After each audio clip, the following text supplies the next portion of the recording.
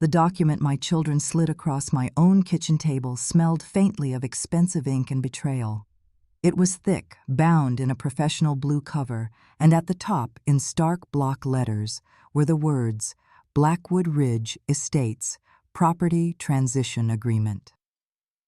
Just like that, the 850 acres I had bled for, the home where I'd raised them, the land my late husband Richard and I had carved out of the Montana wilderness, was being reduced to a contract that offered me mercy on borrowed time. The clause that stopped my breath wasn't buried in legalese. It was near the end, a single, sterile sentence. The current occupant, Eleanor Vance, may reside on the premises in the secondary dwelling, contingent upon cooperative behavior and verified mental acuity. My fingers, calloused from a lifetime of mending fences and hauling feed, tightened around the coffee mug I was holding. Secondary dwelling, cooperative behavior, mental acuity. They were declaring me incompetent, a tenant on my own land, a guest in my own life. Daniel spoke first.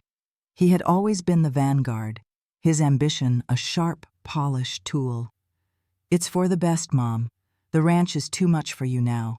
We're ready to handle the heavy lifting. This agreement ensures you're secure, that you have stability." I looked at him, at his tailored shirt and the confident set of his jaw. He saw a property, a business asset. He didn't see the patch of earth by the creek where we buried his first dog or the porch swing Richard built with his own hands.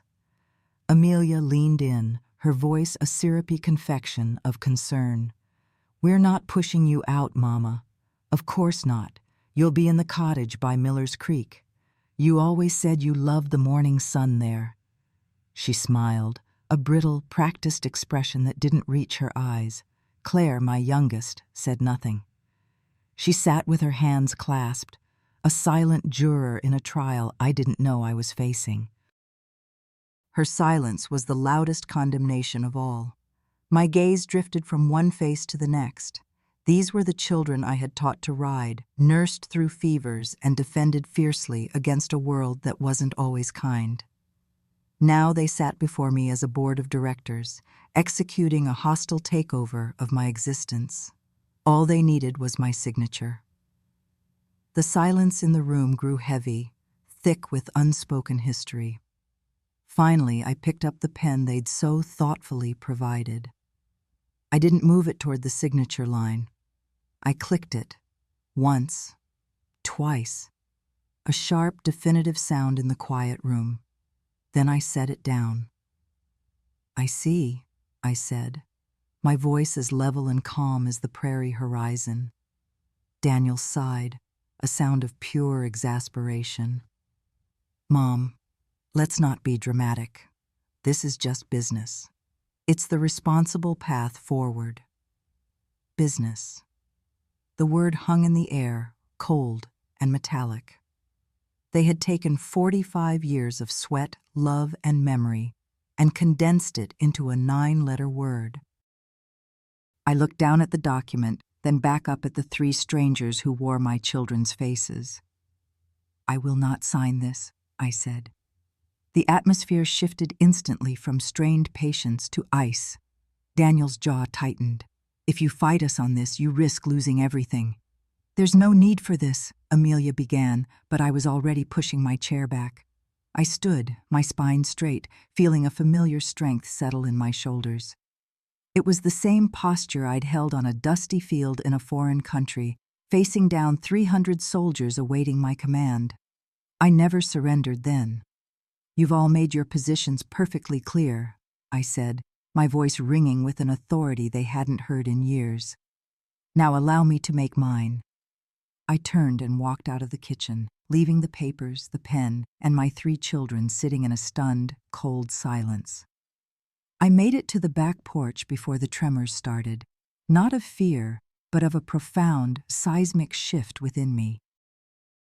The terrible, clarifying shock of realizing that the love I had given so freely might have been seen as a resource to be managed and eventually liquidated.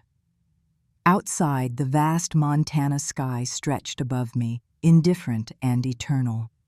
The wind whispered through the cottonwoods, a sound that had soothed me for decades. In uniform, I'd managed billion-dollar supply chains and navigated convoys through enemy territory.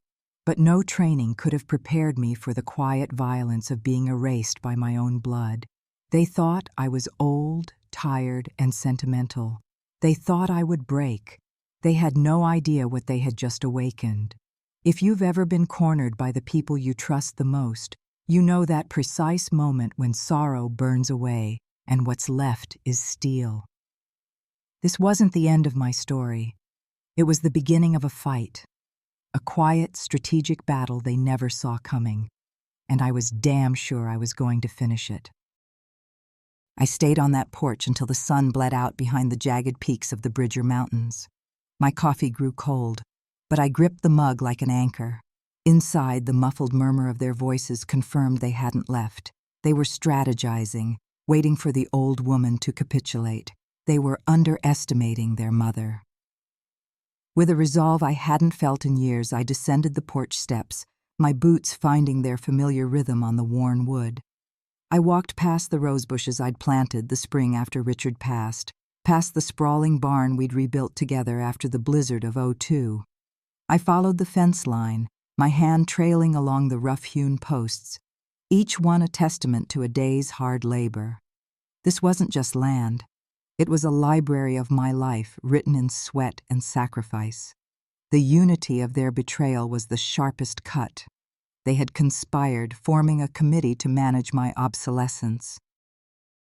While I was remembering birthdays and worrying about their happiness, they were drafting contracts and consulting lawyers. That night, sleep was a distant country. I sat in my study, a fortress of leather-bound books and framed photographs, and I began to assemble my own war room. Every offhand comment from the past year resurfaced with chilling clarity. Claire asking about the updated will. Amelia offering to sort my mail. Daniel's persistent talk of future-proofing the estate. It hadn't been concern. It had been reconnaissance. At 0500 hours, I brewed coffee, black, strong, no sugar, the same way I took it in a command tent halfway around the world. As the first light painted the eastern sky, a cold, clean fire of clarity burned through me. I wasn't a victim to be managed. I was a commander facing an insurgency. From the back of my closet, I retrieved a heavy metal footlocker. Inside, beneath my service medals and commendation letters, was the history of this land. Richard had handled the livestock. I had handled the paperwork. It was a division of labor that had suited us. He saw the seasons. I saw the systems. Tucked within a sheaf of deeds and tax records was a document I hadn't looked at in 20 years, the original land survey and designation report from the Department of Defense. Blackwood Ridge wasn't just a ranch.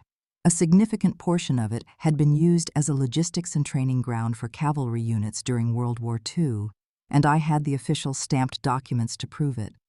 The land wasn't just historically significant. Parts of it were still under a protected federal designation, a detail my children's high-priced lawyers had clearly missed.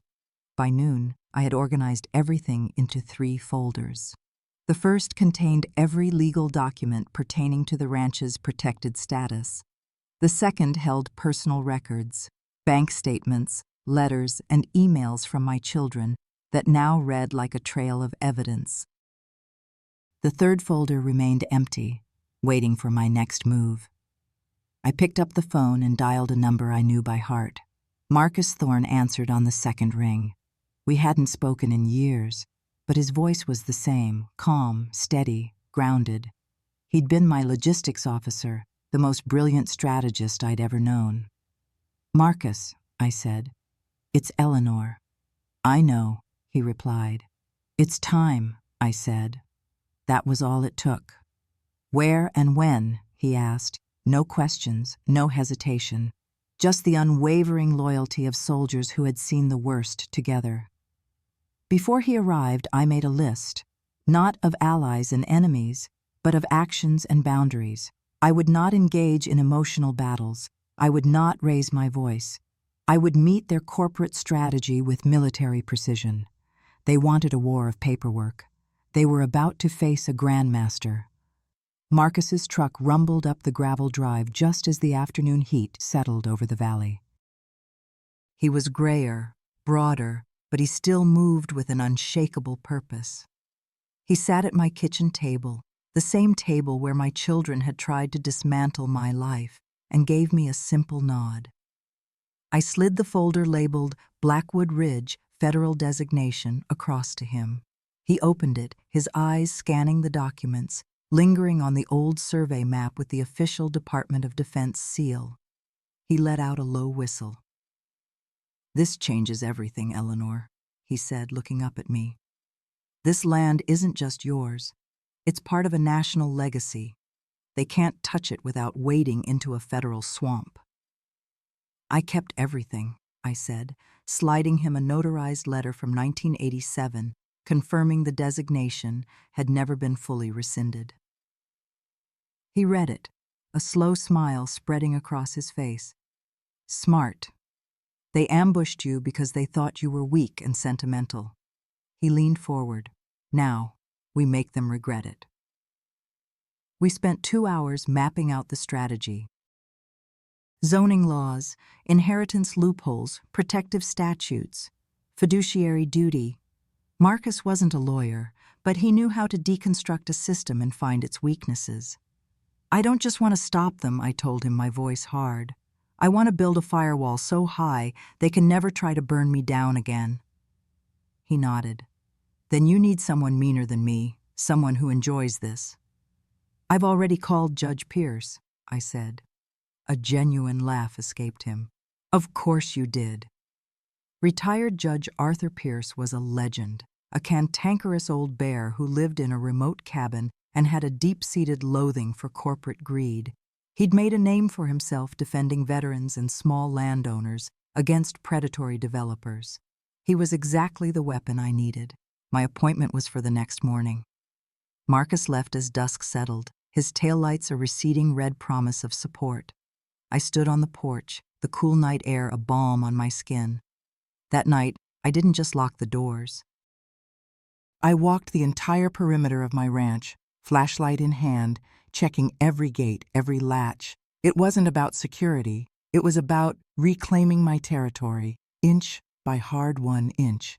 This land was mine, not because a deed said so, but because my soul was woven into its soil. Back at the kitchen table, I started a new list, not of strategies, but of principles. At the top, in bold letters, I wrote, "No more silence." Silence was the soil in which their entitlement had grown. I had mistaken their dismissiveness for distraction, their condescension for concern. I had allowed them to believe I was fading. I had handed them my patience, and they had sharpened it into a weapon against me. No more. The quiet war had begun. The drive to Judge Pierce's cabin wound through dense pine and granite, a road that demanded attention. When I arrived, he was on his porch, 2 steaming mugs of coffee already waiting. He was as advertised, gruff, imposing, with eyes that missed nothing. He didn't waste time on pleasantries. "Marcus called," he grunted, gesturing to a chair. "Show me what you've got." For 3 hours, we sat at his rustic dining table as he meticulously reviewed every document. He worked like a field surgeon, dissecting the legal language, identifying pressure points, and taking notes on a yellow legal pad. When he got to the clause about my mental acuity, he paused and looked at me over his glasses. "This is the heart of their strategy," he said. "They're building a narrative to paint you as unstable. It gives them leverage. But this?" He tapped the stack of my military commendations and performance reviews. "This proves a lifetime of high-level cognitive function and leadership. We're going to flip their narrative on its head." "I don't want their pity," I stated firmly. "Good," he shot back. "You won't get it. You'll get their respect right after we dismantle their case." When I left his cabin, The plan was no longer a defensive reaction. It was a preemptive strike. We would deliver a formal response through legal channels, a quiet show of force they would never see coming. Driving home, with the windows down and the mountain wind whipping through my hair, I felt something I hadn't felt in a long time. The thrill of the offensive. I hadn't signed their papers, but I had just started writing my own. The next step required a different kind of weapon, public opinion. I knew exactly who to call. Isabel Rossi ran the local paper, the Montana Chronicle. Her circulation was modest, but her investigative pieces on rural justice and elder rights were syndicated across the state. We'd clashed once over a zoning issue, but she had been tough, fair, and rigorously honest. I needed that honesty now. I called her directly. In clipped, precise sentences, I laid out the facts, the ambush, the document, the clause about my mental state, and the land's protected military history. I gave her names, dates, and a copy of the letter from the Department of Defense. Isabel listened without interruption. When I finished, her only words were, "I'll be there at 9 tomorrow morning." She arrived with a notebook, a recorder, and a look of focused intensity. The interview was thorough and respectful. I gave her the story, stripped of emotion, fortified with evidence. She left with a folder of documents and a promise to be in touch. For 2 days, a heavy silence hung over the ranch. I used the time to fortify my position further. I contacted my bank and froze all joint permissions. I met with my accountant. I systematically cut every financial tie that my children could potentially exploit. It wasn't about vengeance, it was about discipline. In logistics, you don't just solve a problem, you build a system to prevent it from ever happening again. On the third morning, Isabel's article went live. The headline was a masterpiece of surgical precision, decorated veteran pressured by family to sign away historic ranch. The subheading was even more damning. Clause citing mental acuity raises questions of elder coercion. The story didn't explode, it seeped into the community like a slow-moving river. Other outlets picked it up. Comments flooded the paper's website. People I hadn't seen in years, from the VFW, the feed store, the county fair, began to call, offering support. In this small town, my name stood for integrity. It stood for Richard Vance's legacy. It stood for resilience. I didn't need to say a word. The story spoke for me. That Sunday, I saw Amelia's car drive past my gate twice, slowing but never stopping. The first crack in their united front. The call came the next day. It was Daniel. I let it go to voicemail. A few hours later, a text from Claire. "Can we please talk without all this drama?" I powered my phone off. Their definition of drama was my act of self-preservation. That evening, I met Marcus at the diner off the highway. The article was the talk of the town. The waitress brought me a free slice of huckleberry pie. The owner stopped by my booth. "Good for you, Eleanor," he said, clapping me on the shoulder. Marcus sipped his coffee, a knowing glint in his eye. "Looks like the first volley landed," he said. I nodded, a grim smile touching my lips. This is just the beginning. The line had been drawn. Now they were about to learn what it truly meant to cross it. The silence from my children broke on a Tuesday. Amelia's luxury SUV pulled up to my gate, a beige monument to a life I had helped finance. She didn't get out for a long time, just sat there, a silhouette of indecision. Finally, she approached the porch, her steps hesitant. She didn't knock, just stood there, waiting to be admitted. I watched her from the kitchen window, unmoving. She was here for damage control, not for reconciliation. Eventually, she called my name, her tone straining for its usual command. I opened the door just enough to block the entrance. "We need to talk about that article," she began, dispensing with pleasantries. "The family's reputation is being dragged through the mud.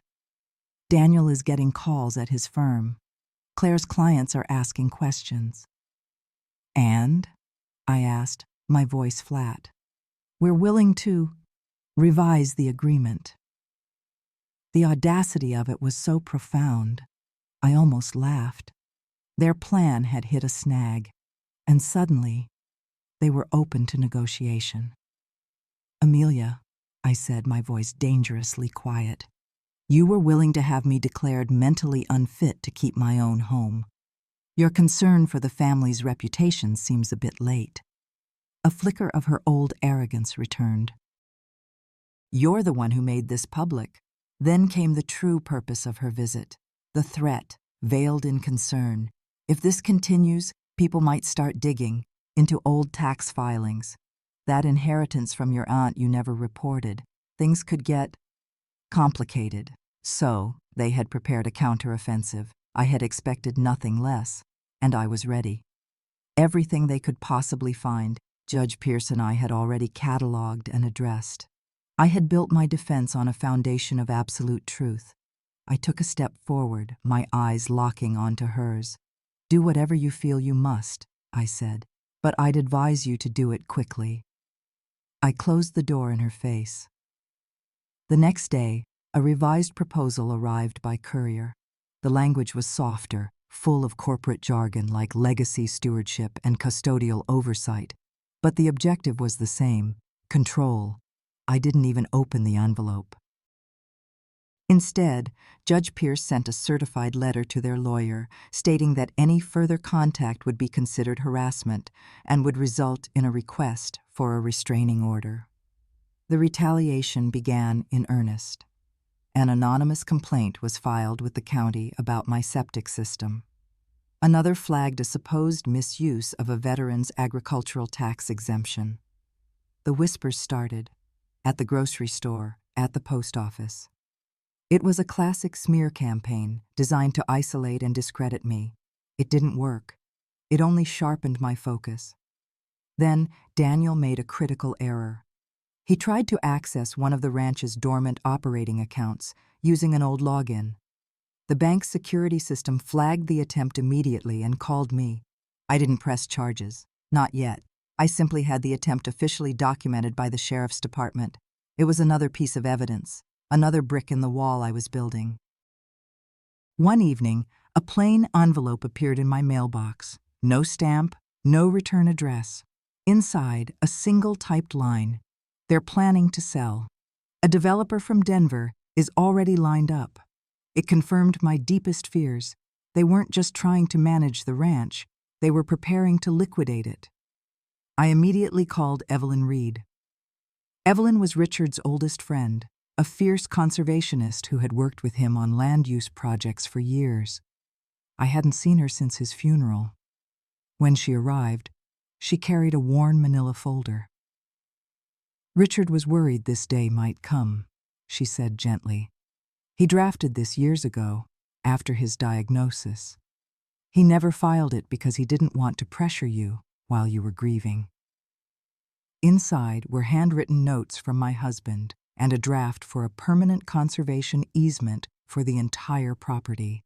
The easement would legally prevent the land from ever being developed or sold to private equity. It would protect it forever. Reading Richard's strong, steady handwriting, I felt his presence in the room. It was as if he'd left me one final secret weapon.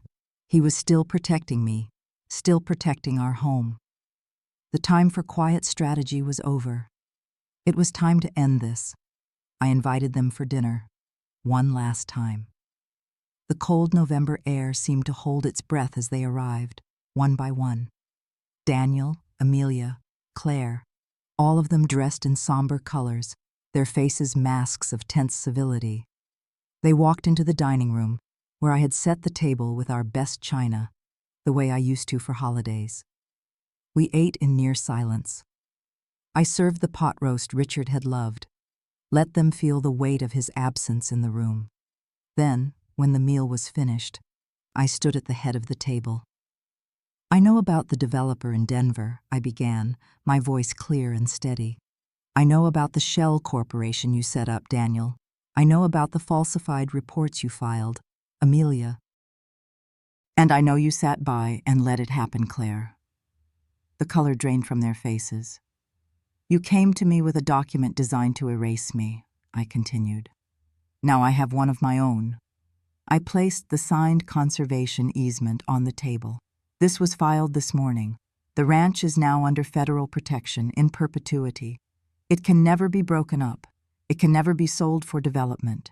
It is and will remain exactly as your father and I built it." Daniel shot to his feet. "That's our inheritance. You had no right." "I had every right," I said, my voice rising with righteous fury. "This land was never an inheritance. It was a responsibility, one you were never worthy of." I then laid down the final card, a thick folder containing copies of the documented bank fraud, the perjury in the probate filings, and the sheriff's report. "This is your inheritance," I said, my voice dropping to a steely whisper. "A full record of your conspiracy. A civil suit for fraud and elder abuse will be filed at 8 a.m. tomorrow, unless you sign this." I slid a second document across the table. It was a simple, one-page relinquishment of any and all future claims to the Blackwood Ridge estate and the Vance family trust. It was their turn to sign away their future. For the first time, I saw genuine fear in their eyes. The masks shattered, revealing the greedy, entitled children they had become. They had mistaken my love for weakness, my patience for permission. They had forgotten that before I was their mother, I was a soldier, and I knew how to win a war. They left without another word, the unsigned document, a testament to their defeat. After the door closed, I stood in the silent house, the fire crackling in the hearth. The weight in my chest, the one I had carried for years, was finally gone. Peace isn't something you wait for, it's something you build, fence post by fence post. The aftermath was not a storm, but a quiet, methodical dismantling. The legal filings landed with the force of a tectonic shift. Travis's attempted fraud triggered a federal investigation into his business dealings. Belinda's name was quietly removed from the board of the charitable foundation she used as a social stepping stone. Claire, facing potential disbarment for her complicity, settled quickly, disappearing into a smaller firm in a different state. They were not destroyed, but they were diminished, their ambitions checked by the consequences of their own making. I never spoke to them again as a group. A year later, a letter arrived from Claire, a stilted, formal apology that read as if it were written by a lawyer. I did not reply. Forgiveness, I had learned, was a private matter, but trust, once broken, could not be reassembled from the same shattered pieces. With the legal battles concluded, I established the Vance Valor Foundation. The ranch was no longer just my home. It became a sanctuary. We partnered with a veterans organization to build a series of small, dignified cabins on the South Pasture, offering women veterans a place to transition back to civilian life. They came to heal, to learn new skills in land management, and to find a quiet space to breathe. One crisp autumn afternoon, I stood on the porch, watching a young woman, a former Army mechanic, patiently teaching my granddaughter how to groom a horse. My granddaughter, Lily, listened with rapt attention, her small hands mimicking the confident strokes. Lily's mother, a woman I had come to know through the foundation, stood beside me. We weren't family by blood, but we were bound by a shared understanding of resilience. The land was alive with a new purpose. It was no longer a monument to a past I had to defend, but a living testament to a future I was building. The horses that grazed in the golden fields were not just livestock, they were therapy. The vast open sky was not a symbol of loneliness, but of boundless possibility. That evening, I walked to the small family cemetery on the hill overlooking the valley. I ran my hand over the cool granite of Richard's headstone. "We did it," I whispered to the wind. "We protected it." The setting sun cast a warm golden light over the land, illuminating the barn, the house, and the new cabins where women were finding their footing. It was a legacy not of wealth or acreage, but of strength. A lesson passed down not through a will, but through action, that a life's work is not a thing to be claimed, but a thing to be honored. The deepest betrayals often come from those closest to us, but so too does the greatest strength to overcome them. The fight for what is right is never easy, but the peace you find on the other side is a fortress no one can ever take from you.